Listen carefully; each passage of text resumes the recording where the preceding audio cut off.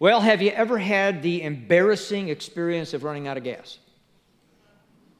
I've managed to do it twice in my years of driving. Let me tell you about the first time. First time, I had just been out of college, and I was working for a while and had saved up enough money to buy a car. And I had a connection through a friend of mine with a dealer, and so there was this Chevy Caprice. I don't even know if Chevy's making Caprice anymore. I don't think so. That was just about 5 years ago, and it was a great deal, and so I drove over to get this vehicle. It was in a small town, if you will, and I wrote the check. I'm so excited. It was a silver Caprice. It had this maroon, velour-like material for the interior seats and things, and all power.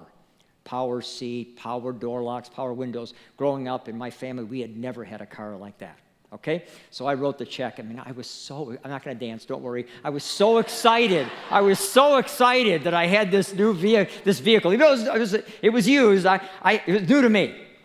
So I wrote the check out, and I drove off the lot. And I had my hand going across the seat like this. It just felt so soft. And I was playing with the seat, going back and up and down because it was power, and I was playing with the windows, all four, and the door locks and things. And I didn't get 3 or 4 miles down the street, and all of a sudden, I bought a lemon. I'm only 3 miles away from the dealership. I bought a lemon, and then I looked down, and the light was on, and it's like, oh no, I've run out of gas.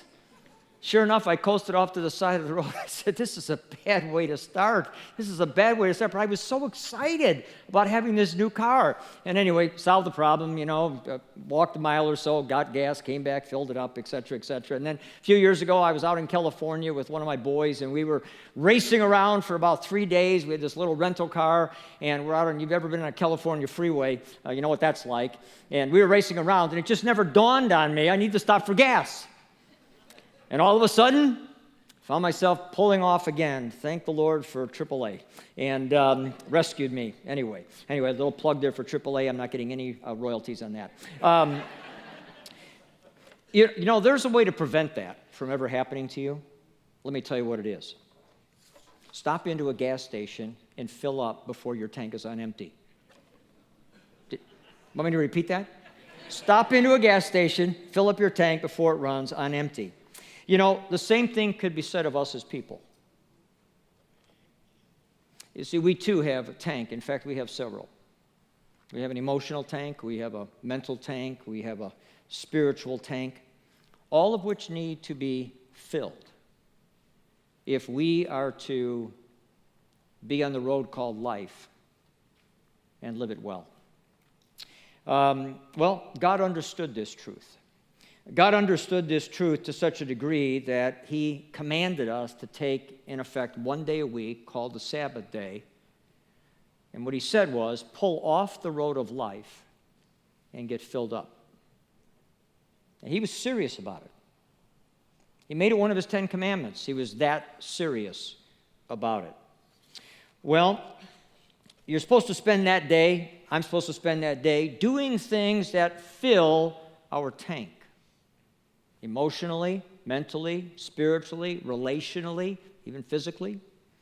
Well, for most of you, I'm assuming that day, assuming you're taking it, is either a Saturday or a Sunday.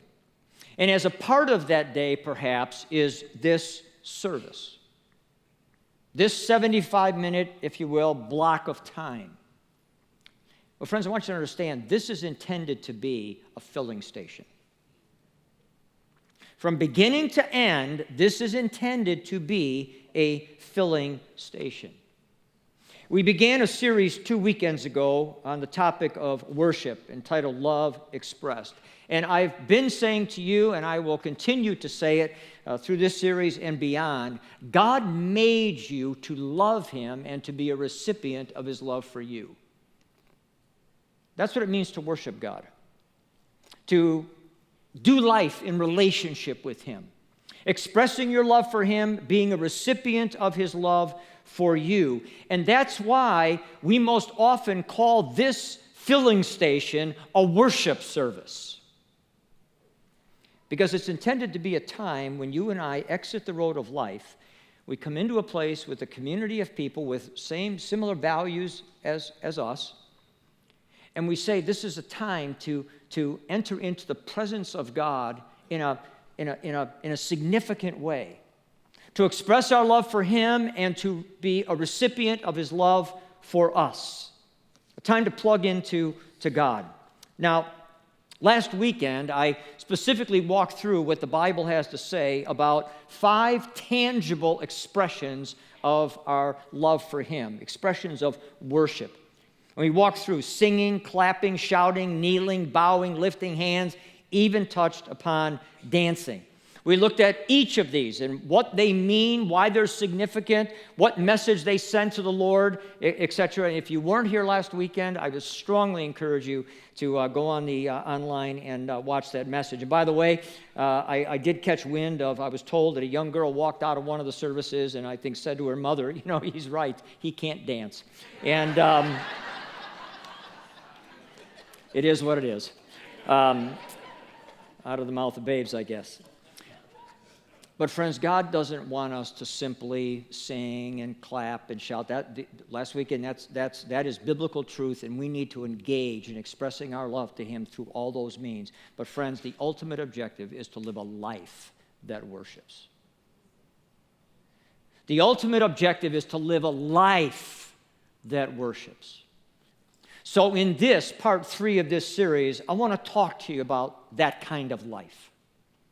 What does it mean to live a life that worships God? Not just when you come for these 75 minutes, but all throughout the week. What does a life of worship look like? Romans chapter 12, verse 1, the Apostle Paul writes this. I urge you, brothers, implied sisters, in view of God's mercy, to offer your bodies as a living sacrifice, holy and pleasing to God. This is your spiritual act of, what's the word? Worship. Paul says, offer yourself, your life, who you are as a person. Offer yourself. This is your spiritual act of worship. So what I want to do is I want to walk you through what I'm just going to refer to as 3 ways or 3 descriptions of a life that worships. And all 3 of these ways that I want to walk you through are just 3 different angles of looking really at the same thing, okay? But I'm going to use these 3 ways to kind of describe it to you. Okay, first of all, number 1, a life of worship is a life of faith-filled obedience. A life that worships is a life of faith-filled obedience. In part 1 of this series, I made mention of a classic book that everyone ought to read, especially if you're married or if you're considering getting married, and that is a book called The 5 Love Languages by Gary Chapman. Gary is a pastor. He's a counselor. He's, believe it or not, I believe even older than me. And so he's been around a while. That's all I'm saying. He's been around a while, all right? He's done a lot of counseling. He's done a lot of counseling specifically with married couples, which resulted in him writing this book, The 5 Love Languages. In his book, Gary writes this. Love is the most important word in the English language. Psychologists have concluded that the need to feel loved is a primary emotional need. For love, we will climb mountains, cross seas, traverse desert sands, and endure untold hardships. The emotional need for love must be met if we are to have emotional health. Well, Gary concluded after counseling so many married couples that each of us has a love language. And in the book, he walks through what he describes the 5 specific love languages. I touched upon them in part 1 of this series. Well, friends, God has a love language. God has a love language. There's something that speaks to the heart of God when you and I do it. Okay? Jesus himself tells us what it is in John chapter 15, verses 9 and 10. This is what Jesus says. As the Father has loved me, so have I loved you. Now remain in my love. If you obey my commands, you will remain in my love, just as I have obeyed my Father's commands and remain in his love. Friends, God's love language is our obedience to him. We express our love for God in life when we do what God tells us to do. Obedience. Now, if you're a parent, you understand this, all right? Like, parents have an advantage in this regard, okay? All of us parents understand this. When you give your child a directive to either do or not do something, and they say back to you, yes, sir, or yes, ma'am, and then they do it or they don't do it, as a parent, what does that do to your heart? Now, I know some of you parents are saying, I'm using my imagination right now. I'm using my imagination. It hasn't happened yet. But on the other hand, to a parent's ears, rebuttal, argument, refusal, combative spirit, what does that do to you as a parent? It's not only discouraging, isn't it exhausting? What a parent loves to hear their child say is, yes, ma'am, yes, sir. And I know those are, in our culture today, unfortunately, in many cases, most cases perhaps, 2 words that seldom get said. Friends, when God gives a directive, you know what he wants to hear? Yes, sir. God's love language is obedience. And friends, this is especially true when that obedience requires faith on our part. Let me give you a tangible example through the life of a man named Abraham. In quick review, Abraham's story, which is a captivating one. God came to him when he was 75 years of age. His wife Sarah was 65 years of age, and they had no children. And God comes to Abraham, and he says, Abraham, you and Sarah are going to have a child, and in fact, you're going to become the father of a nation. Which for Abraham, this was a mind-blowing idea. After all, he's 75 years old, and he hasn't even had so much as one child yet, and now God's coming to him and says, you're going to father a nation. Well, as often happens with God, the word patience comes into gear, and about 11 years pass, and Sarah's still not pregnant. So Abraham takes matters into his own hands, and he ends up sleeping with their maidservant, a woman named Hagar, and she conceives and gives birth to a child named Ishmael. It didn't go well. That's a whole nother story. Well, a number of years passed, and at 99 years of age, Abraham is, God comes back to him, and he says, Abraham, that promise I made to you, I'm going to keep it. And within a year, Sarah's going to get pregnant. You're going to have a son. And so true enough, at the age of 190, respectively, she gets pregnant, and they give birth to Isaac. In Genesis 22, now Isaac is probably somewhere in the ballpark of about 10 or 12 years of age. God comes back to Abraham, and this is what he says. Verse 1. Sometime later, God tested Abraham. He said to him, Abraham, here I am, he replied. Then God said, take your son, your only son Isaac, whom you love, and go to the region of Moriah. Sacrifice him there as a burnt offering on one of the mountains that I will tell you about. Can you imagine? You said, what, God? I want you to take your son, that promised son that you have, Isaac, whom you love. I want you to take him over this mountain here. I want you to sacrifice him. Wow. Well, we read in the next few verses that early in the morning, Abraham gets up. He takes a couple of his servants with him, and they begin to head to that place. They get to the place where, off in the distance, they see the spot where Abraham believes he's to make this sacrifice. And so he says to his servant, stay here. And then we read this in verse 5. He said to his servant, stay here with the donkey while I and the boy go over there. We will worship, and then we will come back to you. We will worship, and then we will come back to you. It's an interesting choice of wording, isn't it? Paraphrased, I'm going to do what God told me to do. That's worship. And then I will return to you. What does he say? We. He trusted God. In fact, a few verses later, when Isaac sees what's happening, sees what's going on, he understands the sacrificial system. He says, Dad, where's the lamb? And Abraham turns to his son, and he says to him very simply, God will provide. Abraham has no idea how God's going to provide. He just believes God's going to provide.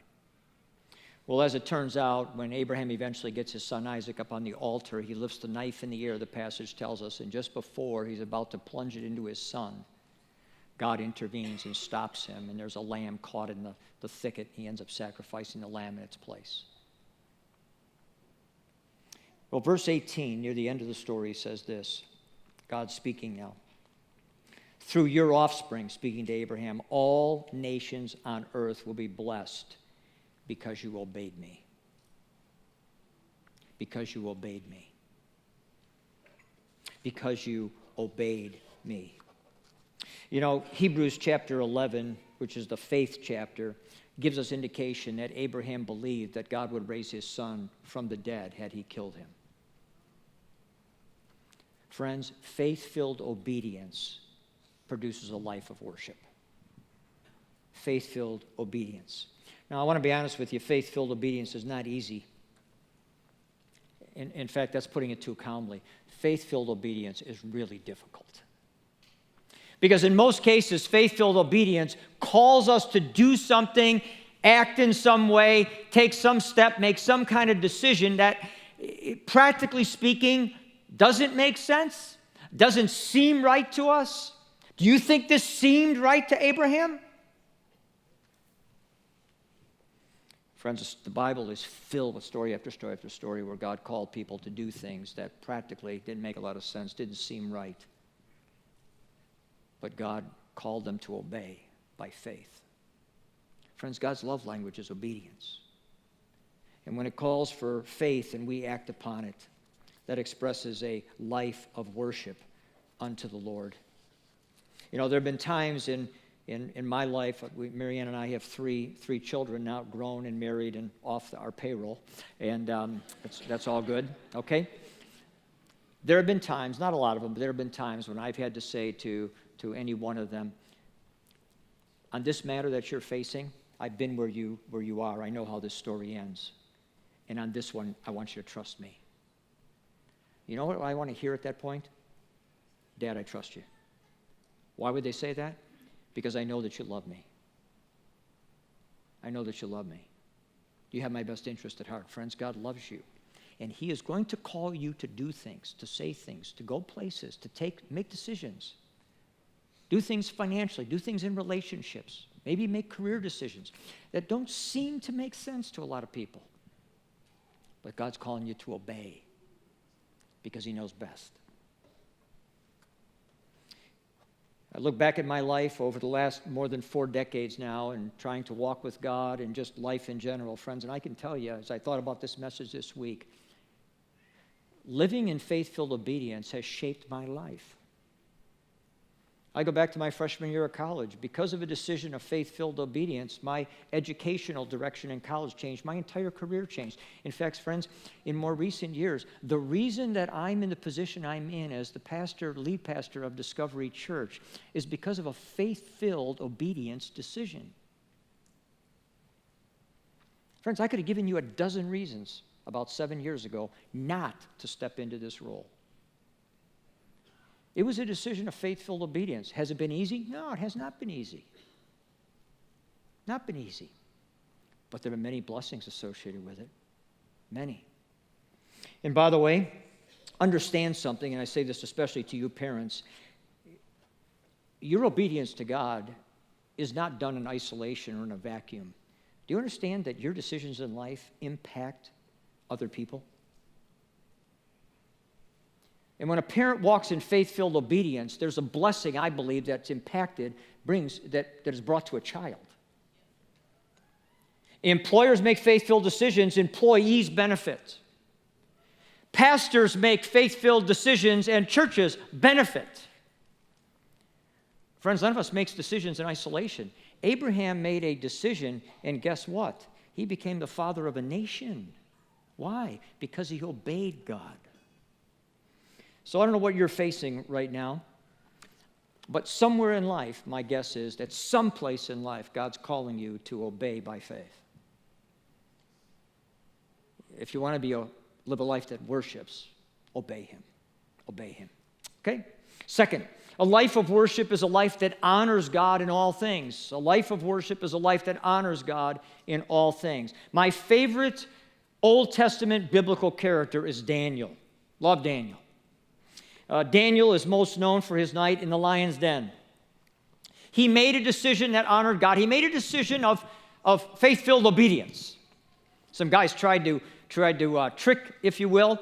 They set up a scheme where if the king signed an order that if anyone prayed to a god other than the king himself, they'd be thrown into the lion's den. They were trying to get Daniel thrown in the lion's den. Well, the king signed it. Of course, kings had big egos in those days especially. And he signed the decree. And, of course, Daniel kept praying to his God.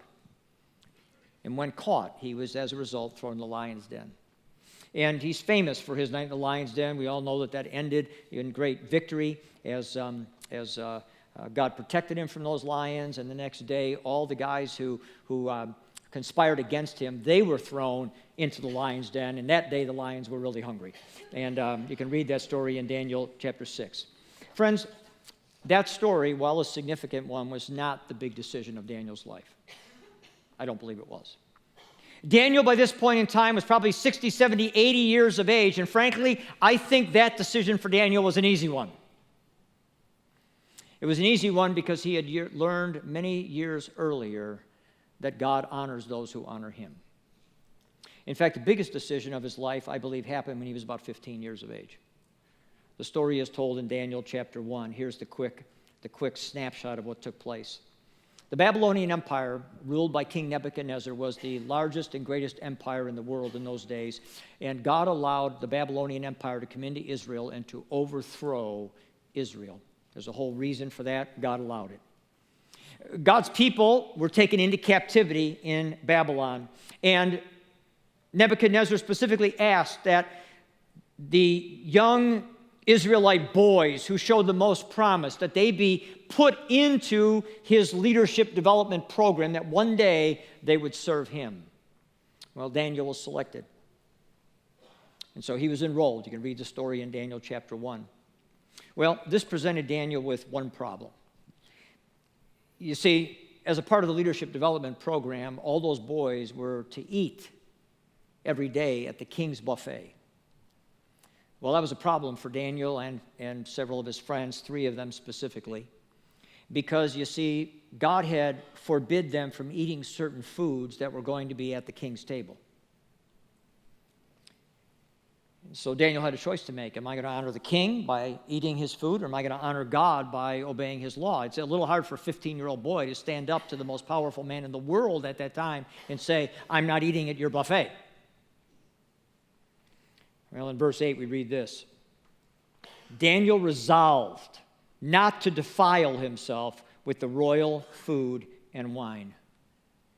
And it goes on to say that he didn't do it disrespectfully. In fact, he went to the guy who was his overseer, and he said, hey, I need to make a request. And he explained the situation to the man. And, of course, that man's response was, well, Daniel, this now gives me a problem.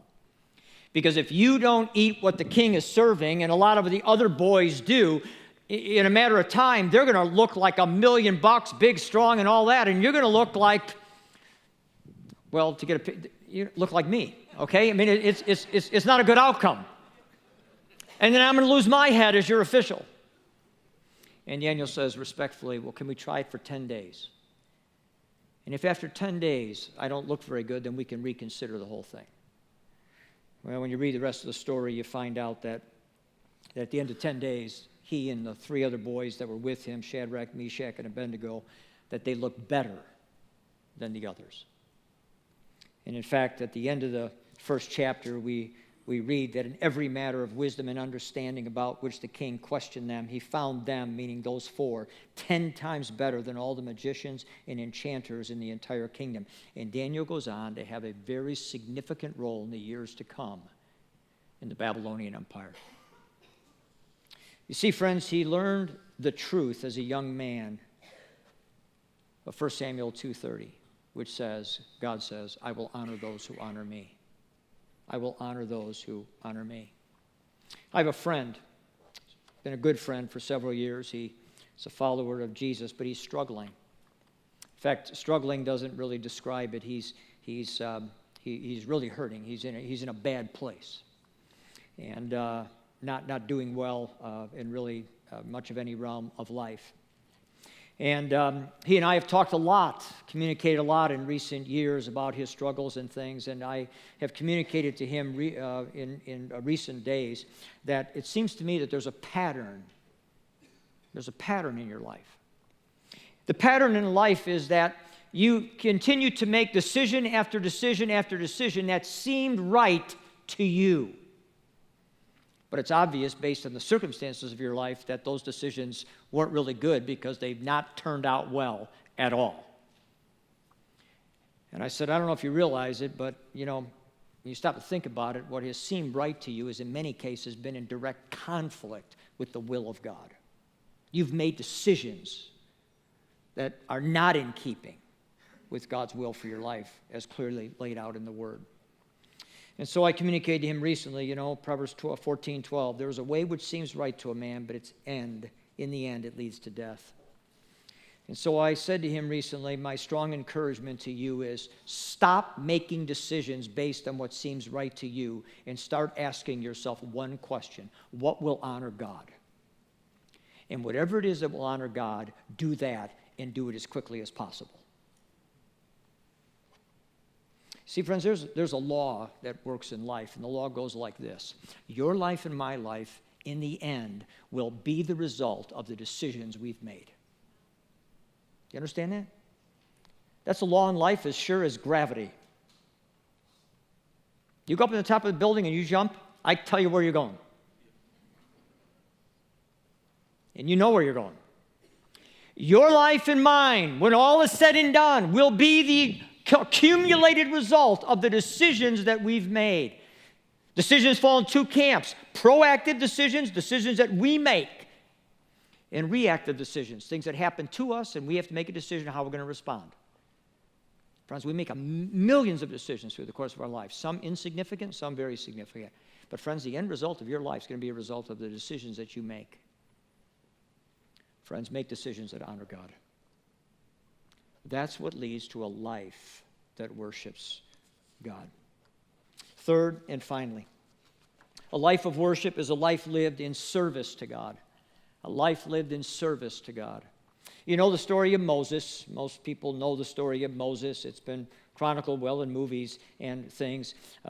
Moses, who grew up in Egypt, left for some 40 years. The people were in bondage, the Israelites in Egypt, and they were crying out for deliverance, and God sends Moses to deliver them. Well, when Moses first went to Pharaoh, you know the story, Pharaoh says no. And so these plagues unfold. There ended up being 10 of them.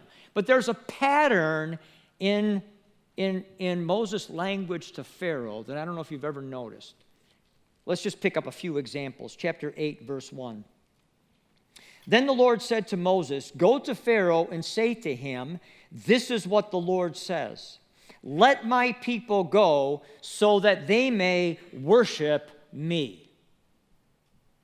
Skip down to verse 20. Same chapter.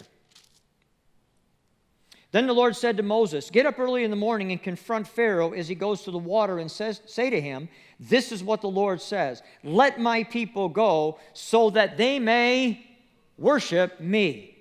Chapter 9, verse 1. "Go to Pharaoh and say to him, 'This is what the Lord, the God of the Hebrews, says. Let my people go so that they may worship me.'" Verse 13. "Then the Lord said to Moses, 'Get up early in the morning, confront Pharaoh and say to him, "This is what the Lord, the God of Hebrews, says. Let my people go so that they may worship me.'" Chapter 10, verse 3. "This is what the Lord, the God of the Hebrews, says. How long will you refuse to humble yourself before me? Let my people go so that they may worship me."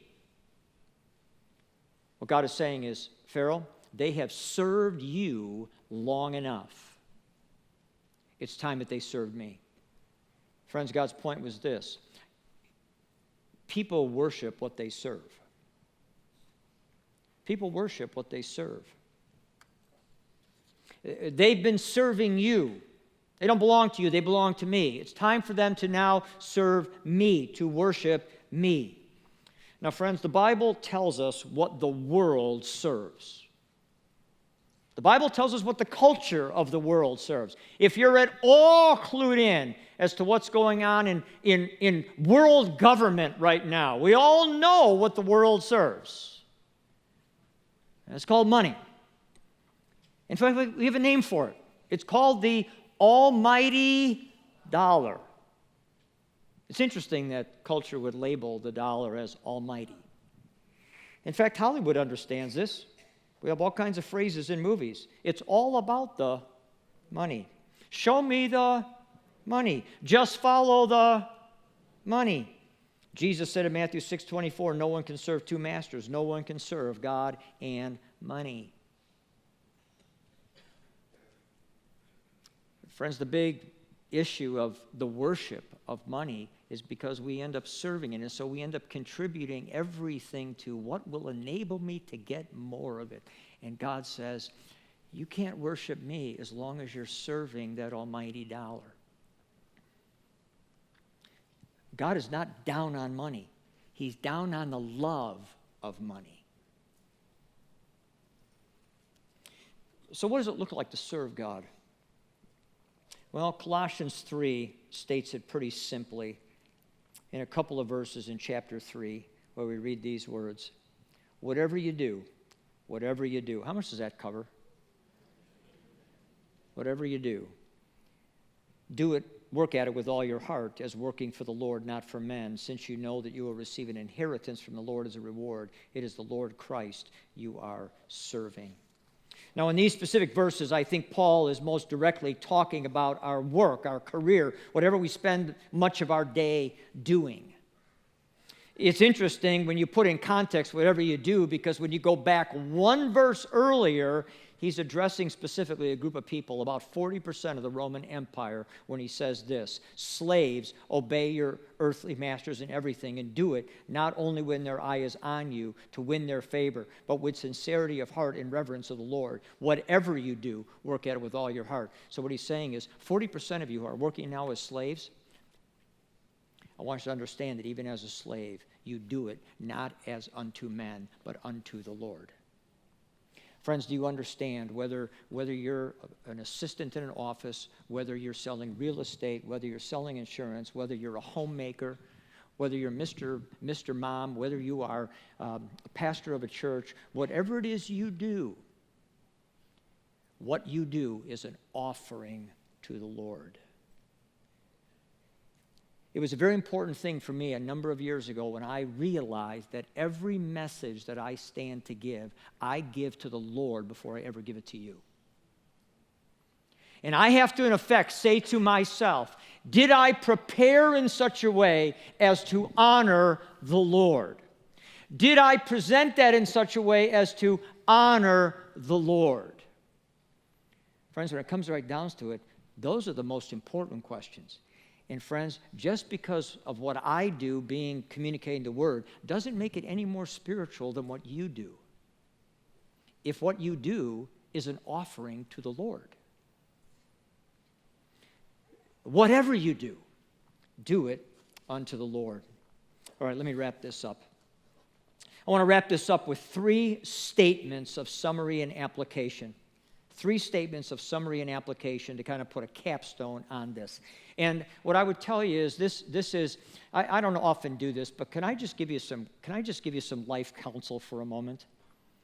And if you're a teenager, if you're in your 20s, if you're in your 30s, it applies to everybody here, but if you're in your teenager, you're in your 20s, you're in your 30s, please listen up, okay? I've been around the block enough in life to understand a few things. 35 years being married to one woman.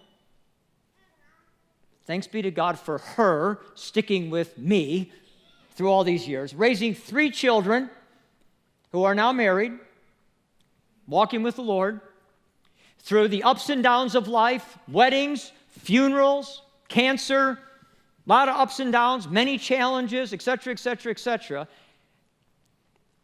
I want to give you 3 statements that I've told my own children, and I want to just pass on that I think it fit with this message, okay?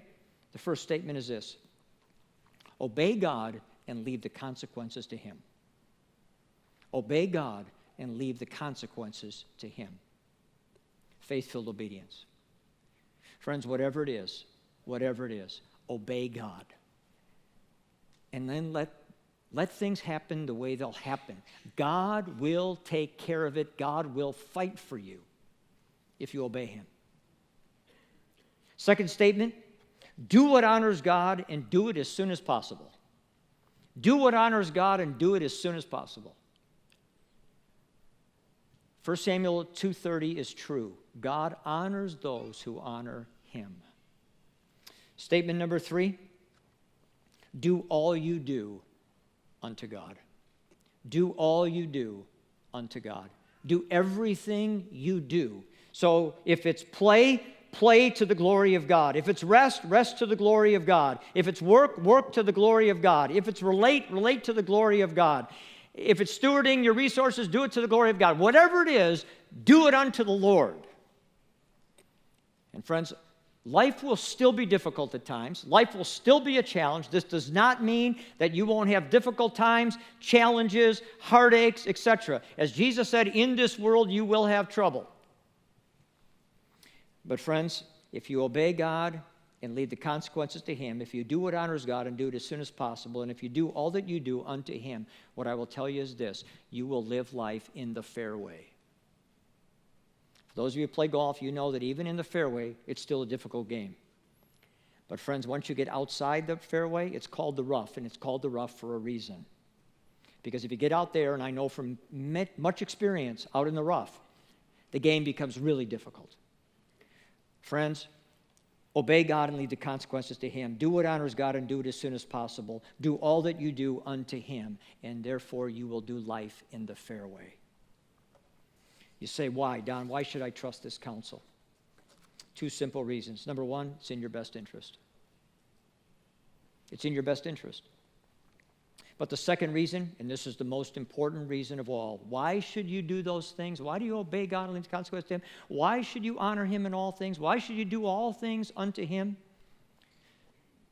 Friends, if there were no other reason, there's only one reason that you need to hear, and that is that he is worthy. He is worthy. Revelation 4:11. You are worthy, our Lord and God, to receive glory and honor and power, for you created all things, and by your will they were created and have their being. Friends, there's no other reason that we ever need to know. But the reason we need to obey him, honor him, and do all that we do unto him is because he is worthy. We're going to finish up our service with a song. Some songs of worship are songs where we just lift up the name of the Lord. Some songs of worship are cries to the Lord. They're prayers. That's what this next song is. So whether you want to stand, kneel, sit, whatever, do as you feel led to do. But friends, enter into this next few moments, because the most important time of you being filled up may not have happened yet. The time of greatest filling may be yet to occur during the next few moments as we sing a song and lift our hearts and our lives before him. And as you do, perhaps you would think about, where do I need faith to obey God? Where am I being called to honor him? That's a tough place for me to honor him. What is it that I'm doing currently? Can I really lift it up to him in worship?